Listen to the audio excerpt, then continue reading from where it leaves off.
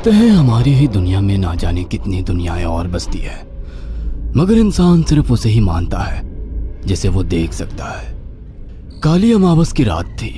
चारों ओर सिवाय हवाएं और शोर के अलावा कुछ भी नहीं था। राजन को आज घर लौटने में देर हो गई थी। रात के सन्नाटे को वो अपनी साइकिल से चीरता हुआ चला जा रहा था। वो गांव की नदी तक पहुंचा ही था कि तभी उसे नदी के पास एक काला साया दिखाई दिया जो नदी के किनारे पानी को घूरे जा रहा था। इतनी रात को नदी के पास देखकर राजन के ना जाने क्यों रोंगटे खड़े हो गए। उसे ऐसा महसूस हुआ मानो उसके पैर साइकिल के पैडल पर जम गए हो। राजन कपकपाते हुए होठों से बोला, कौन है वहां पर? राजन ने इतना बोला ही था कि अचानक वो साया बिजली की रफ्तार से दौड़ता हुआ राजन के नजदीक आ गया।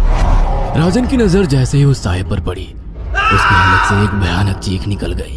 इस घटना के 1 महीने बाद अर्जुन का सारा ध्यान ड्राइविंग पर था। उसकी पत्नी शिखा कार में ड्राइविंग सीट के बगल में बैठी हुई एक मैगजीन पढ़ रही थी। शिखा ने मैगजीन रखकर अर्जुन की ओर देखकर कहा, और कितनी दूर रह गया है तुम्हारा गांव अर्जुन? बस थोड़ी दूर रह गया है, आधे घंटे में हम पहुंच जाएंगे। तुम्हारे चेहरे पर इतनी टेंशन क्यों है? टेंशन क्यों नहीं होगी शिखा, मैंने अपनी माँ को बगैर बताए तुमसे लंदन में शादी जो कर ली। पता नहीं माँ तुम्हें देखकर कैसे रिएक्ट करेगी। डोंट वरी अर्जुन, मुझ पर भरोसा रखो। तुम्हारी माँ को मनाने की जिम्मेदारी मेरी है। आई होप शिखा ऐसा ही हो।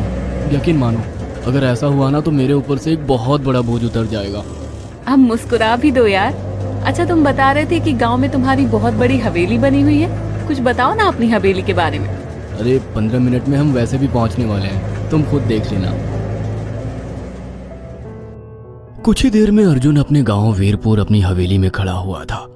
अर्जुन की मां अर्चना देवी अर्जुन के स्वागत के लिए हवेली के बाहर खड़ी हुई थी। अर्जुन ने दौड़कर अपनी मां के पैर छुए और डरते हुए बोला, ये शिखा है मां, मेरी पत्नी। हम दोनों ने लंदन में शादी कर ली। अर्जुन की बात सुनकर अर्चना देवी मुस्कुराकर बोली, कोई बात नहीं बेटा, एक ना एक दिन तो तुझे शादी करनी ही थी।